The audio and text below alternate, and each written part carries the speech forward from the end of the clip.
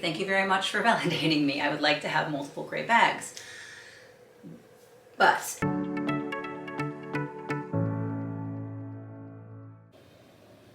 the baby sleeps. She snooze. Good sleep.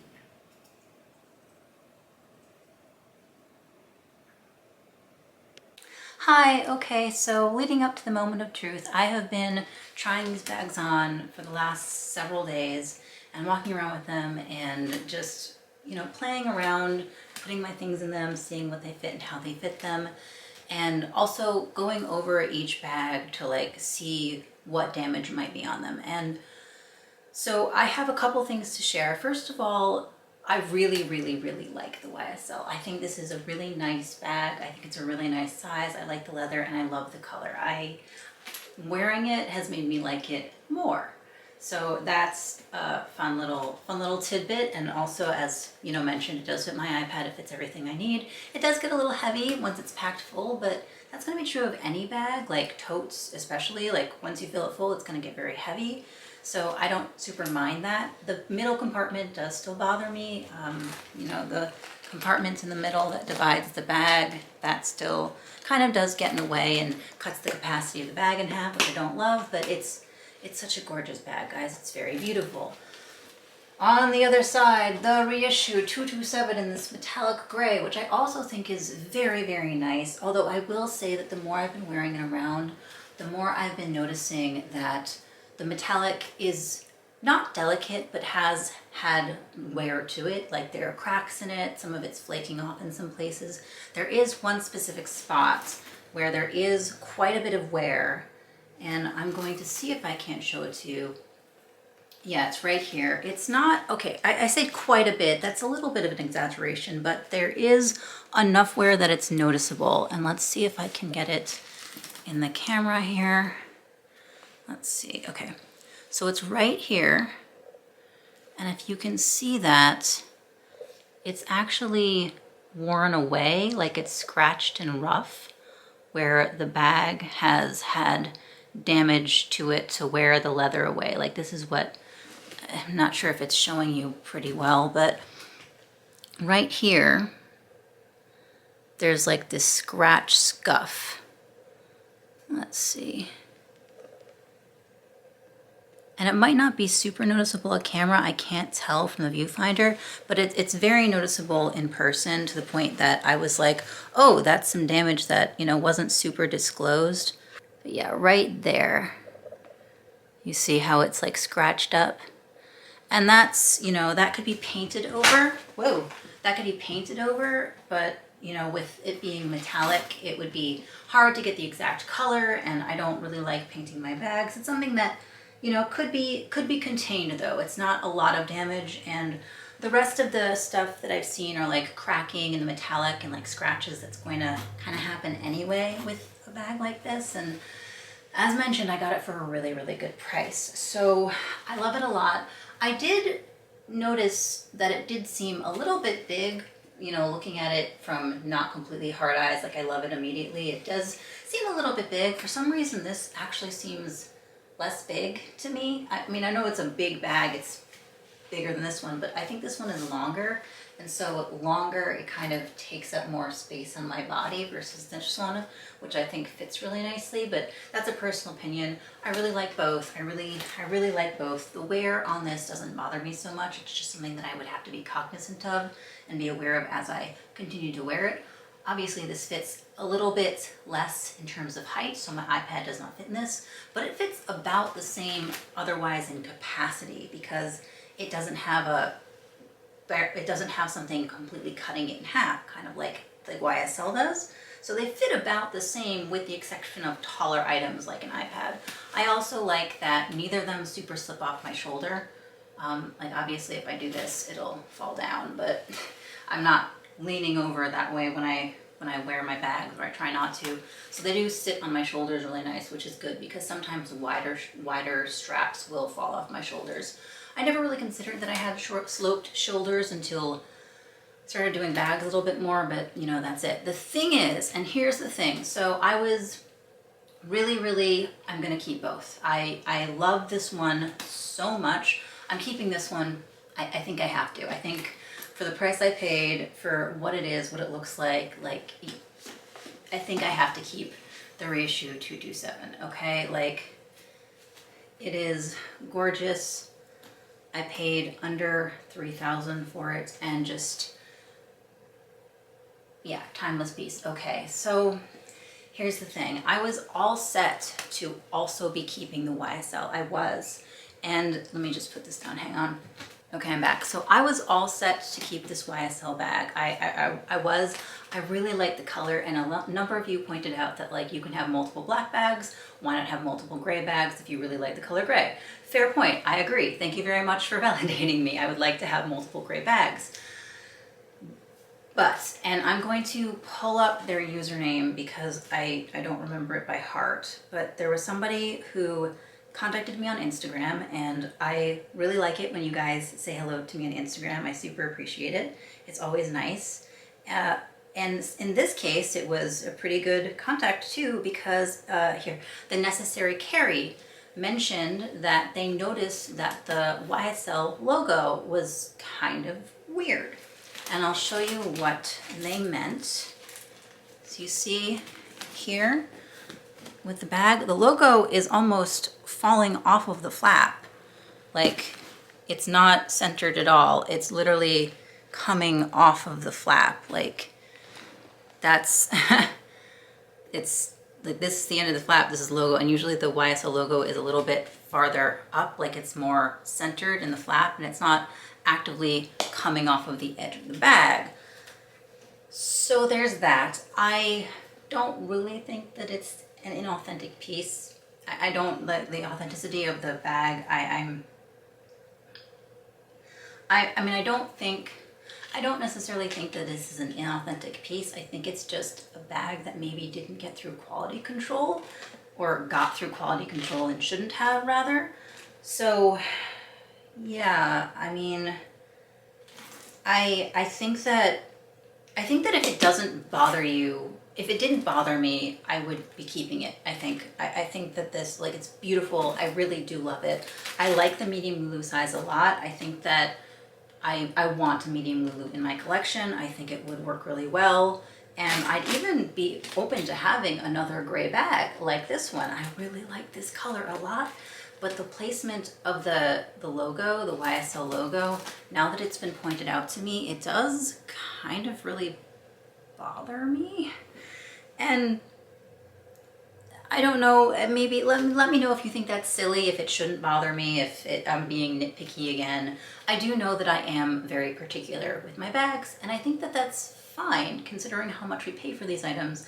I don't expect my bags to be perfect, but I expect them to be very good, you know, in very good shape, in very good condition, depending on where and how I buy it, pre-loved, you know. But in terms of the make of the bag itself, like, I don't want lopsided flaps, I don't want misshapen stitches, I don't want the logo to be not in the place it's supposed to be. So I think that made the decision for me. I'm kind of bummed, honestly, because I do love it. I think this is a great color, and I got a pretty good price on it, I think. Like, obviously I didn't save many hundreds of dollars, but I saved several $100s, and that's not bad, especially for this color. But yeah, I mean, the logo, you know, it does bother me, even if you think that it shouldn't, it does. And I think that if I have doubts now, the more I have it, the more the doubts would grow, and there's no point keeping a bag for the doubts to grow past a return policy, you know? So that's that. I think I'm going to be returning it, and by I think I mean I know I'm going to be returning it. I'm going to process the return with Fashion File today, probably even before this video gets up. So, I mean, even if you have a conflicting opinion, you feel free to share it, but I've sort of made my choice, you know what I mean? It is beautiful. Like, I really like it, I really do.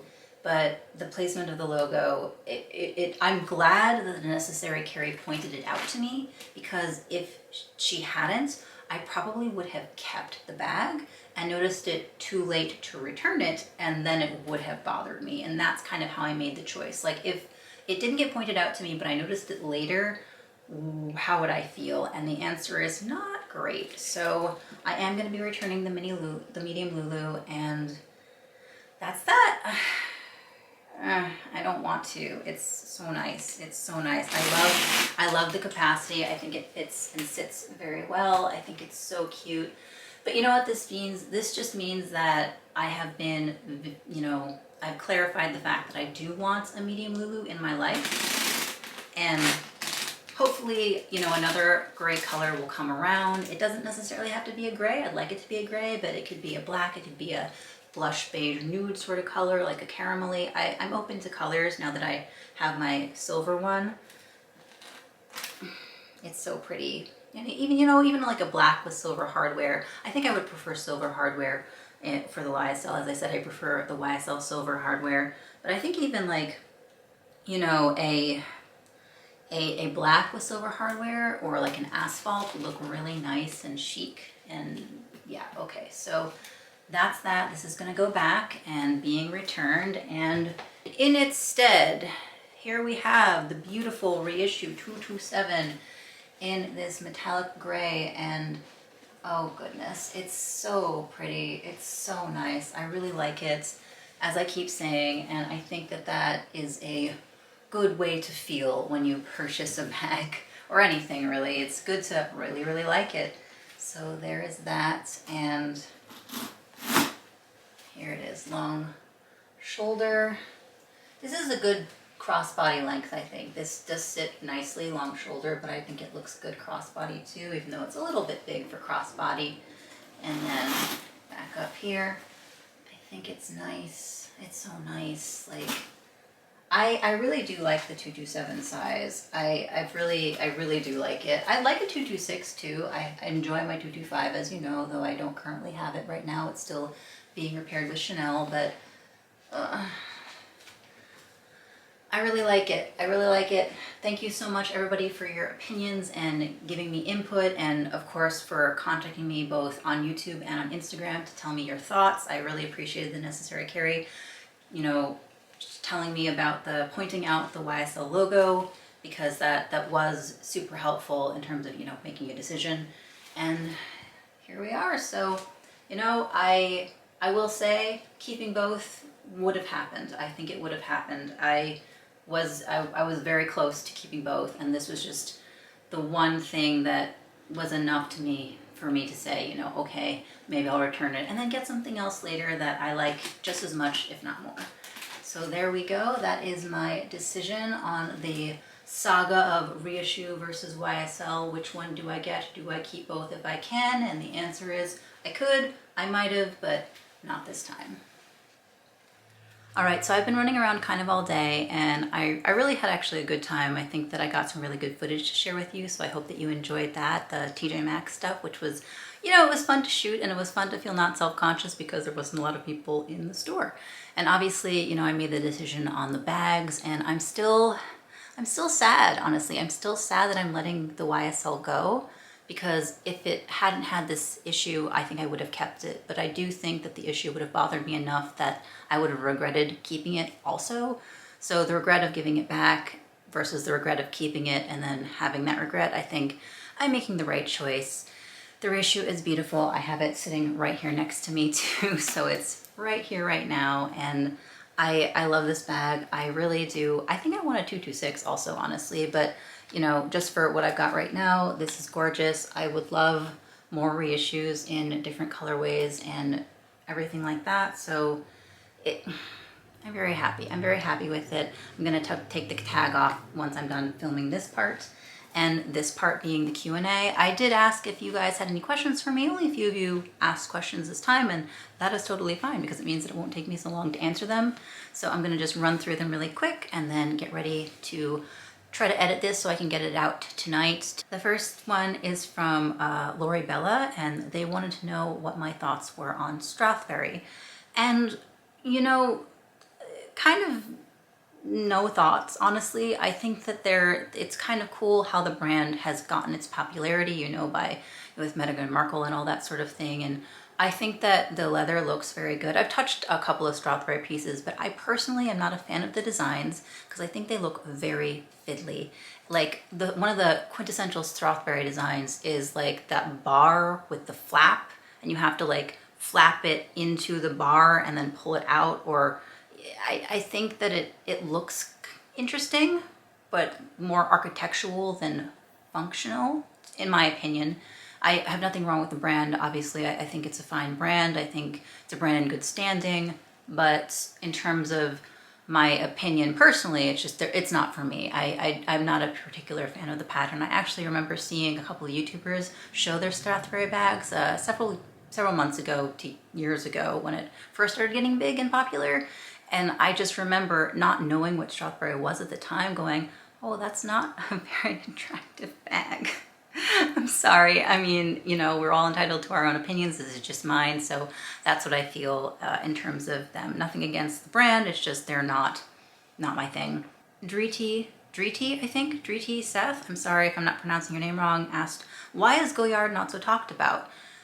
I don't know. I think that they're kind of an under the radar brand. They do have some beautiful colors and designs, but you're right that they're really not on YouTube in the same way that other canvas brands are, like Louis Vuitton and Gucci. And I think it's possible it's because Goyard doesn't market itself the way that Gucci and Louis Vuitton do, for instance. Like Goyard doesn't do a whole lot, or at least not the same capacity of influencer campaigns nowadays. And that's kind of where we see a lot of trend pieces that sort of get pushed in front of us a lot, which is, you know, on Instagram, on social media, YouTube, whatever, where brands gift items, brands gift people, or they work with sponsorships for, you know, influencers, and they get their patterns and their styles and their brands out there. And Goyard doesn't really do that to what I've seen in the same way. I also do think that Goyard kind of gets a little bit of a bad rap because they do have a lot of wear issues in some of their items. Like the totes, for instance, they do have a lot of people talking about how the corners wear so poorly in the totes.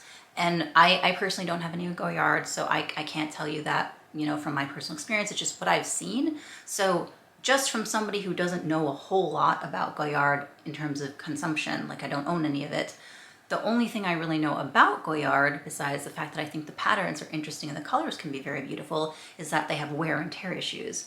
And so if that's the only thing I know coming out of not very much information, that doesn't really bode well for me getting into the brand at all. Does that make sense? Like if some random person hears Goyard and the first thing they hear is that it's a wear and tear problem, they're not as interested in it, or they wouldn't be as interested in getting into it, I think. So I don't think, again, like I don't think anything is inherently wrong with Goyard, and they do have a huge history. Like Goyard goes back years and years and years and years and years, and it's really cool. Like I would love to go to the flagship Goyard store, you know, when I am able to travel again someday.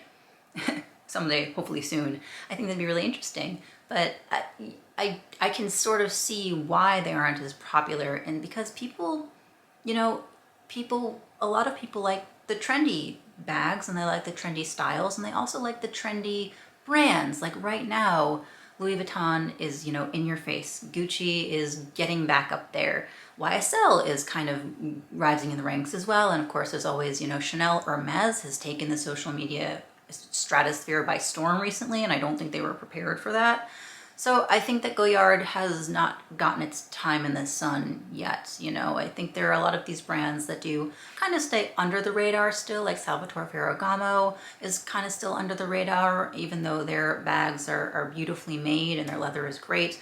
Loewe also is kind of still under the radar. They had like the big uptick with the puzzle bag, and then like the elephant, bunny, panda animal bags, but for the most part still they are fairly under the radar. So I think that Goyard kind of is among those, you know, brands that aren't as talked about. And I couldn't tell you any other reasons why. Bags and Bunnies wants to know, outside of bags, what else do you collect?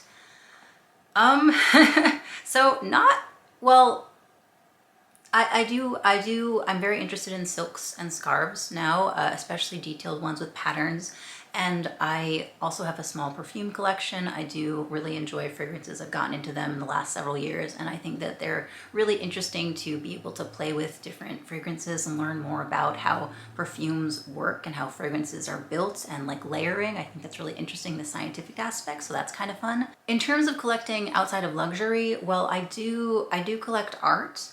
And let me explain this. So when I travel, I do travel extensively, or I, used to pre the times. So I really enjoy traveling. And one of the things I really like to do when I travel is I like to go into like various antique stores or establishments or private galleries or things like that, street artists.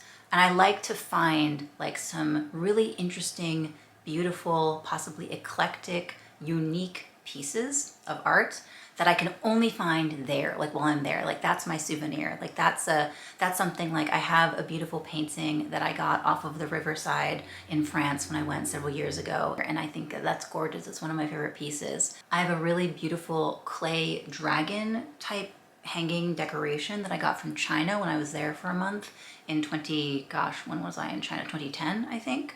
I was there studying Kung Fu, and it was during the Chinese New Year, like the month of Chinese New Year or Lunar New Year, where it was, January to February, they just celebrate the whole time. And so it was the year of the dragon. And so I was able to buy this really beautiful like dragon handmade piece. That's super cool. I should probably have grabbed some of these pieces. If you're interested in an art collection video, please let me know and I'd be happy to do a dedicated one, but I would have to collect everything from where it's all in my house and stuff. So I don't have it all with me right now.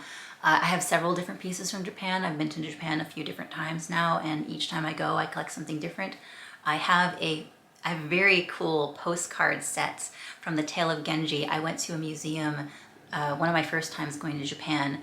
There was a museum that was dedicated entirely to the Tale of Genji, which is one of the first literary works that we have, and written by a woman, actually. It's very cool. And so there was this postcard set, which was the different parts of the Tale of Genji like all together, and then if you had the whole postcard set, you had the entire like book, and that's really cool. I have another handmade postcard set from the Japanese tea ceremony that I currently have like hung up in like a frame like all together, so I've got that too. So yeah, I think that in terms of like what I collect that I really put thought into is probably, aside from luxury, is my art pieces, my art collection. And it's not like a fancy art collection, it's a sentimental, really unique to me, to what I like and what I find art collection, and I really like that a lot. So that's the answer. Since you are a writer, have you ever written your own book? That's from Sophia Lee. Yes, several. I mean, I don't go into this so much on YouTube because I think that there's, something to be said for privacy. But, Beauty Maven also asked about a video on my work assignments. So I'm going to answer kind of both of them at the same time. So I am a writer, and I write a lot of different things, but I got my start in books. I've written a few. I write under pen names, and I write for a variety of different genres, and I've moved from genre to genre depending on what is, most marketable and what I find interesting and what is most resonates the most with my readers. And I have hang on, like 20 books, 11 and 9, I think like 20. I would have to actually sit down and like count them out because I don't keep track anymore. Like that sounds probably a little bit weird, but like I do this and I write them and then I like put them out into the universe, and I try never to think about them again unless I really want to like reread, or I'm doing a sequel or something and I need to revisit the characters. Like I put them out into the universe for other people to read and consume and review, sometimes very not super kindly, and then that's out there. That's my work. So I've published several books. I also do editing, is one of the things that I do with my writing, and I don't translate. So I am not fluent in any other language besides English. And English, like, I don't know, that's arguable. I do speak other languages, and I'm learning other languages, but English is the only one I can like fully read, write, communicate, speak in. But I do work with translators to have books published in other languages. And I think that's maybe what somebody was talking about. I think I mentioned it in this vlog, actually. So I have some of my work being translated into German right now. So I'm working with a German translator who I've worked with for several years, who's wonderful and is very swamped right now. So it's kind of hard to get on her schedule. But, so that's kind of how that is. So yes, I guess that, I hope that answered your question. So I've written several books, and more books if you count other languages, but it's not really writing more, it's just translating the same work into a different language. So I really like it. I've been writing professionally since 2015. I've been writing professionally, and I've been writing in general since I was a small child, 7. I have poetry that I wrote when I was 10, 11, 12. Short stories, long stories. I wrote my first novel at 15. I participated in NaNoWriMo, which stands for National Novel Writing Month. And it's a international event that takes place in the month of November, where you do a personal challenge to write 50,000 words in 30 days. And it's ridiculous and amazing and hard, or especially if it's one of the first times you've ever done it, or if you're busy or you have other things going on. And I did NaNoWriMo for about 11 years, I think, 11 or 12, not necessarily on a row. I did the first 1 through 10 years in a row, and then I did I took a break, and then I did year 11, and I took a break, and then I did my 12th year or something. So just from doing NaNoWriMo, I've written 50,000 times 12. Which I'm not going to do off the top of my head right now, but 500,000, 600,000 words, 600,000 words at least. But yeah, so that's a challenge. At this point, I can write 50,000 words in a month without issue. Not that I do every single month, but sometimes I get a really good month and I'll write 1 or 2 books. I'm going on a lot about this, but it's it's something I really love, I enjoy, I'm passionate about. I have a book that I wrote in 9 days. I was just it was a sequel to something else that I was really excited about, and I finished the first book. Then I'm like, oh no, I have a sequel idea. Oh no, I have to write it right now. And then I blitz through it in 9 days, and I still don't actually remember how it happened, but it's a book. It's a good book, I think. I like it, other people like it, so it worked for me. All right, so let's see. And then okay. So Beantown Mrs. asked, can you share your bag SLG wishlist for 2022? So I'm going to make a whole video about that, just because I think that doing it in a vlog would take long, and I like to put in pictures and really talk about my thoughts. So I'm going to dedicate a whole video to my 2022 wish list. So don't worry about that. That will be coming soon. It's going to be coming in 2022 probably, but 2022 is only a few weeks away. So probably soon. I'm going to try to get that out. I still have to, write everything down and film it. And then Kaylita wanted to know if I could share my tips about the best online sites to buy designer handbags. And actually, Shay Nicole of Handbags and Happiness, I think it's Handbags and Happiness. Shay Nicole, she also asked about Handbags and Happiness. There we go. Okay, I was right. Woo. She actually gave me a shout out in one of her videos about why she didn't like Senreve, and I really appreciated that, because I have feelings about Senreve, Anyway, so they also wanted to know about a process about how I selected bags on Fashion File specifically.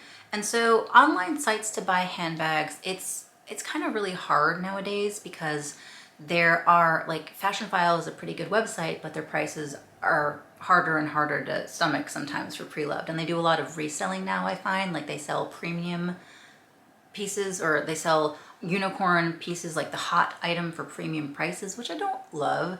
Rebag is the same way. That Rebag used to get really good prices, and now their prices are all sky high. The Real I have issues with a little bit. If you're willing to take a chance, then make sure that you get your piece authenticated I do it. But I've heard a lot of stories now about the quality of the pieces that you get, and I had my own thing with the Real, which it's a video. I'll link it if you're interested. I would be willing to buy from the Real again, so I'd be willing to try it again. but you know, not right now. I haven't had anything. eBay, if you want to buy through eBay, I would recommend buying through Japanese resellers, like, or Japanese websites, consignment shops, because they're the most trustworthy source really, and they also do return policies. And also if you buy through eBay, you can get, you know, you can get refunded if you buy something inauthentic, because you can just like open up a case with eBay, so that's buyer protection. Always, unless you are 110% sure, 110% sure about the person you are buying from, always pay with a credit card. Never do PayPal, friends and family, or bank transfer, because if that person takes your money and skedaddles, that money is gone. You cannot get a bank transfer refunded to you if they don't want to do that. So, you know, be wary of people who only want to take bank transfer, or sometimes you can pay with PayPal if you use if they give you an added fee. Though it can be worth the protection. It can be worth the protection. Again, like if the person is well known as reputable and you don't have any doubts in your mind, then okay, yeah, you can do a bank transfer. But I would recommend like 99.98% of the time paying with a credit card, or PayPal, so you can actually track your money if in the unfortunate event happens that you need to.